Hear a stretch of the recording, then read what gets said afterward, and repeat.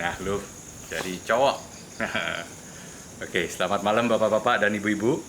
Terima kasih atas kedatangannya pada malam ini pada acara Grand Product Knowledge The Juanda, Development by Goskoland.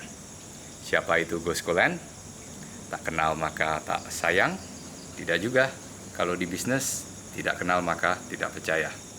Oleh karenanya, perkenankan kami menjelaskan sedikit tentang Gosko.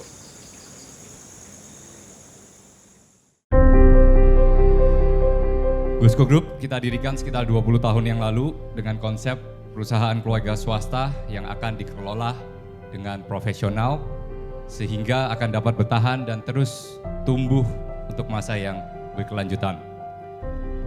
Sebagai holding, Gosko terbagi menjadi 3 sektor industri. Sektor industri pertama adalah untuk perkebunan, kedua adalah untuk sektor industri keuangan, dan yang ketiga adalah sektor industri properti. Yang pertama, kita masuk untuk sektor industri perkebunan. Holding kita adalah Gosko Plantations untuk perkebunan, didirikan sekitar 20 tahunan yang lalu, berawal dari satu kebun di Sumatera Selatan dengan luas sekitar 4.000 hektar, yang kemudian pelan-pelan kita mulai berkembang step by step, kemudian berkembang ke Kalimantan, tepatnya di Kalimantan Barat dan Kalimantan Tengah, sampai pada akhirnya total tertanam sekitar 45.000 hektar dengan land bank lebih dari 100.000 hektar. Oke, ini adalah gambar salah satu perkebunan pertama kita, posisi di Sumatera Selatan. Berikutnya juga masih aset perkebunan kita yang di Sumatera Selatan. Dapat bapak-bapak, ibu-ibu lihat betapa luasnya. Khusus untuk aset areal perkebunan yang ini satu hamparan dengan luas sekitar 15.000 hektar atau seperempat dari luasnya negara Singapura. Jadi sangat luas kalau kita ngomong industri perkebunan. Itu ada pabriknya, dapat kita lihat kantor perkebunan pusatnya yang di kebun ini, dan di atas adalah perumahan karyawan maupun kontraktor kalau ya ada pembangunan.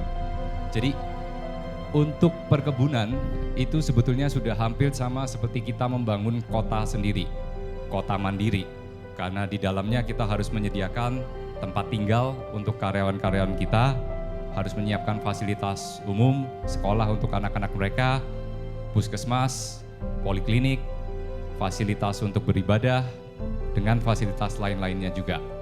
Jadi disinilah awal tim kita mulai belajar bagaimana untuk mendesain, membangun suatu bangunan dengan kualitas yang kokoh, yang bagus, dengan harga yang tidak mahal. Ini juga salah satu lokasi lagi di kebun kita. Lokasi pabrik, tangki-tangki untuk minyak CPO, dan yang hijau itu adalah mes tamu. Ini juga semua desain bangunan agak unik, desain bangunan maupun interior semua dari tim internal kita. Pada saat itu ketika kita sudah membangun mes ini juga merupakan satu kebanggaan tersendiri buat kami. Saya sempat tinggal di kebun mulai tahun 2003 sampai 2009. Disitulah saya tinggal. Ini perkebunan yang agak belakangan, yang di Kalimantan. Jadi dapat kalian lihat itu perumahan, sumber air. Kita ada membuatkan kolam. Jadi sekitar tiap 500 hektar ada satu pemukiman perumahan. Jadi itu kurang lebih untuk sektor kita yang di perkebunan. Selanjutnya untuk sektor industri keuangan, holding kita bernama Gosko Capital. Jadi di dalam Gosko Capital kami memiliki bank pasar rakyat maupun perusahaan sekuritas. Bank kita adalah Bank Yuda Bakti yang kita miliki sejak 20 tahunan juga yang lalu.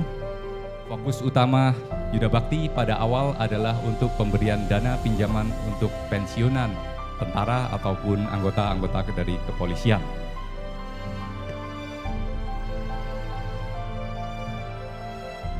Seiring berjalannya waktu, kemudian Bank Yuda Bakti berkembang juga untuk memberikan pinjaman ke unit usaha kelas menengah maupun kecil.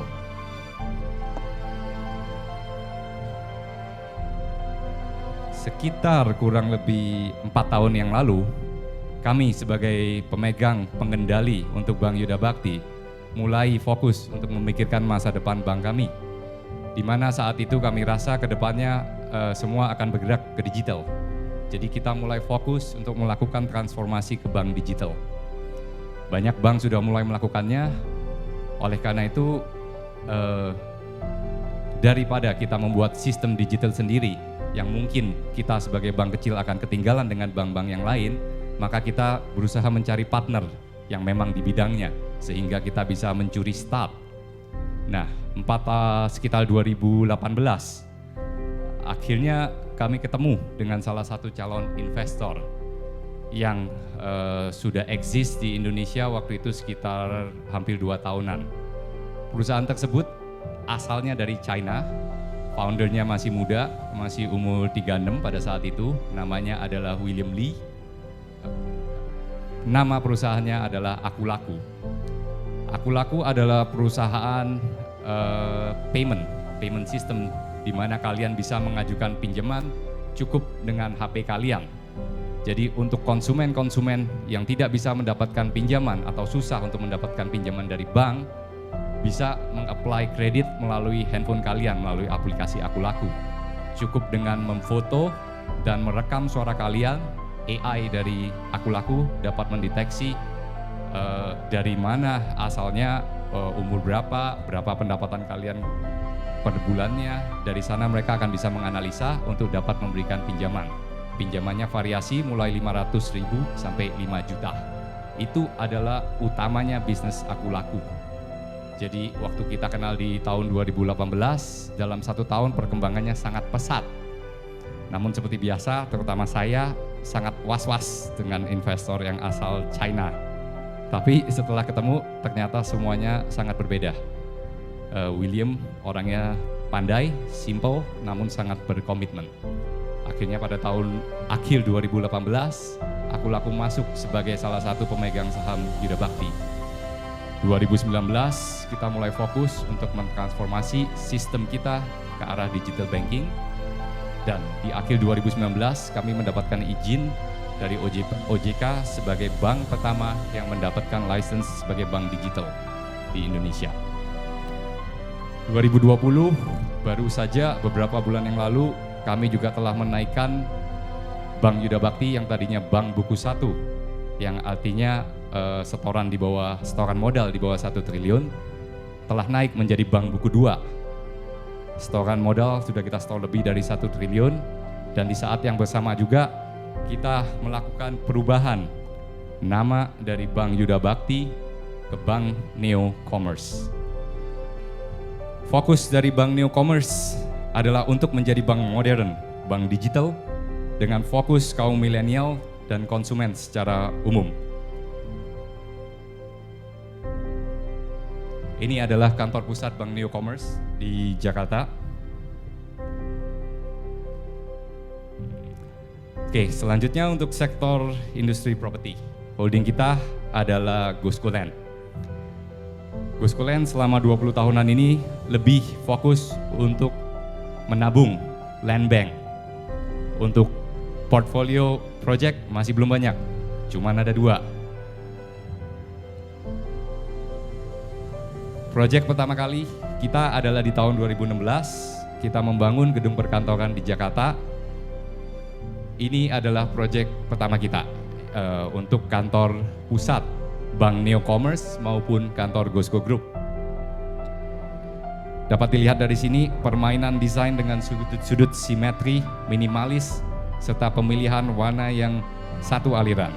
Kesan yang dapat kita lihat dari desain bangunan ini adalah bangunan modern, yang solid, berkualitas, simple tapi elegan.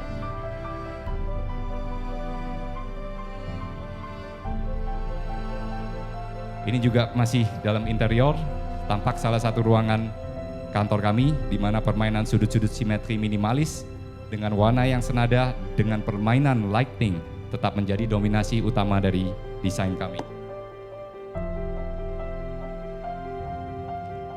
Desain dengan kesan terbuka dengan memakai banyak permainan kaca juga menjadi salah satu ciri khas dari desain kami.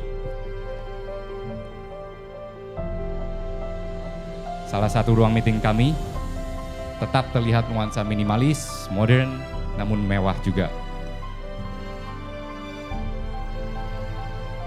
Selanjutnya, proyek kita berikutnya adalah untuk membangun kantor dan pergudangan modern yang pertama di Surabaya, yang lokasinya tidak jauh dari sini, total luas areal sekitar 8 hektaran. Kesan yang sama dapat dilihat, bangunannya kesannya modern, banyak kaca, berkualitas, simple tapi tetap elegan. Semua bangunan yang telah kami perlihatkan, semuanya adalah murni desain dari tim internal kami, baik itu dari tampak luar maupun interior.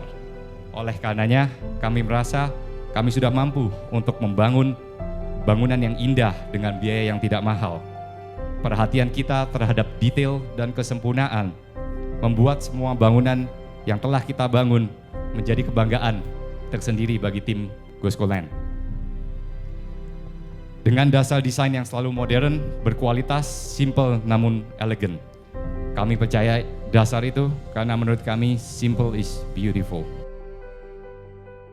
Dengan tim yang kami rasa sudah sangat solid dan siap untuk melangkah maju, maka kami rasa sudah saatnya untuk kita mencoba proyek kami yang selanjutnya. Kami persembahkan proyek perumahan pertama dari Goscoland de Juanda.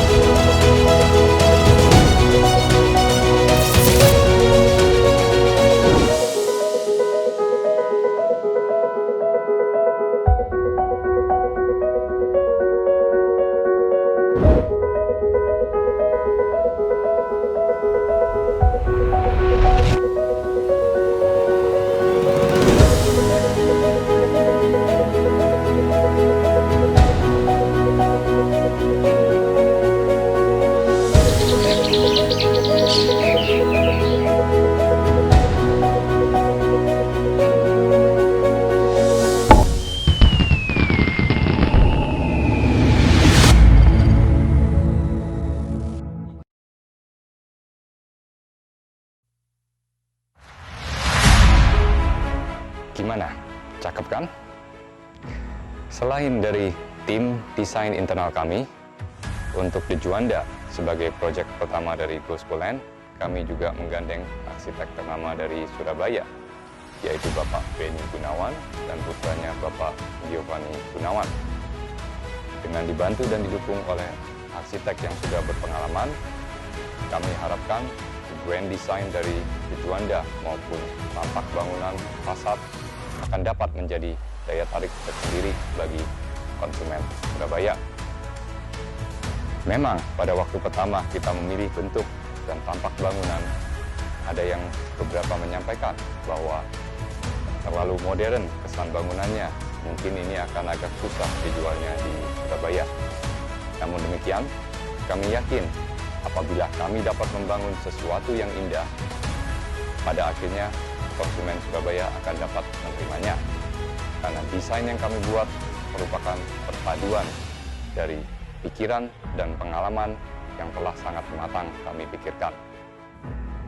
Kami yakin dengan taste dan kemampuan tim Go School Land, kami akan dapat mempersembahkan Juanda dengan sempurna. Kami harapkan Juanda dapat menjadi pioneer atau pelopor perumahan modern di Surabaya. Sehingga ke depannya, harapan kami nama Go School Land akan dapat memiliki konotasi dengan desain modern yang indah, berkualitas, simple namun elegan. Namun demikian, produk yang bagus juga tidak akan ada artinya jika kita tidak dapat menjualnya. Oleh karenanya, kami butuh bantuan bapak-bapak dan ibu-ibu dari agen-agen properti di Surabaya untuk dapat membantu memasarkan dan menjual perumahan kami tersebut. Apabila kita semua dapat bekerja sama dengan baik, kami yakin Juanda akan dapat berhasil sehingga akan dapat menambah portfolio kami yang pada akhirnya akan dapat membuat reputasi GoSco semakin menjadi lebih dikenal. Kami percaya bahwa good design and quality is not supposed to be expensive, but it's priceless. And we believe that GoSco Land can deliver on that. Dan buat GoSco Land, this is just the beginning. Together, we believe we can do this, and we are developing for the future.